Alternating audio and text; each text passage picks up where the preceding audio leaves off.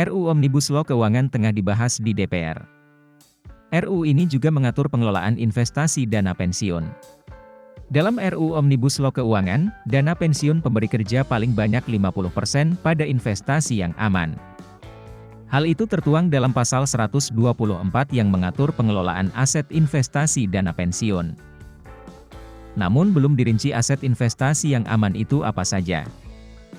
Pengurus bidang investasi Dapen BNI Bedi Roesnadi mengatakan, saat ini pihaknya banyak menempatkan aset investasi pada surat utang. Jumlahnya sekitar 51% pada surat utang dari total investasi per Maret 2022 yang sekitar 6,8 triliun rupiah. Pertimbangan menempatkan dana di surat utang karena income yang sifatnya pasti dan berkala. Sesuai untuk cover pembayaran pensiun, lebih mudah memadankan dengan kewajiban dana pensiun, ujar Bedie kepada kontan.co.id, Sabtu 16 Juli. Ia juga bilang, penempatan aset Dapen BNI lebih banyak ditempatkan di surat utang karena risiko yang relatif lebih rendah. Sebab, selain memprioritaskan pemenuhan seluruh kewajiban Dapen, pihaknya juga memperhatikan rentabilitas dengan tetap memperhatikan risiko. Bedie menyebutkan, untuk jangka panjang, penempatan investasi diarahkan untuk meningkatkan porsi kelompok aset inti atau pendapatan tetap. Sembari juga mengoptimalkan dari pendapatan anak perusahaan, pasar modal dan pendapatan dari aset properti. Target return total investasi tahun 2022 berkisar pada 8,67%, ujar Bedie. Sulistiowati, Eksekutif Direktur Dana Pensiun Lembaga Keuangan Syariah Muamalat mengatakan, saat ini portofolio banyak ditempatkan di deposito dengan mendominasi sekitar 67%. Dilanjutkan dengan sukuk sebanyak 27%, reksadana 5%, dan terakhir saham 1%. Aset investasi per Juni 2022 sekitar 1,5 triliun rupiah, ujar Sulistiowati. Ia menyebutkan, investasi masih didominasi deposito karena itu pemilihan nasabah karena mereka memilih instrumen yang dinilai aman.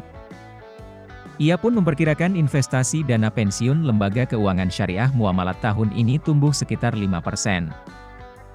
Dengan masih rendahnya indikasi imbal hasil deposito pada bank syariah, pihaknya akan mencoba sosialisasi produk pasar modal khususnya instrumen sukuk kepada peserta.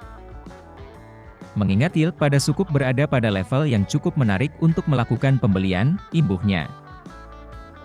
Direktur Eksekutif Asosiasi Dana Pensiun Indonesia, Bambang Sri Mulyadi mengatakan, saat ini semua investasi dana pensiun memang harus aman dan optimal pengelolaannya.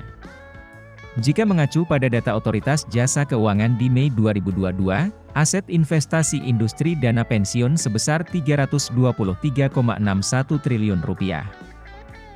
Angka tersebut naik dari periode sama tahun lalu yang senilai 306,46 triliun rupiah atau naik 5,59%.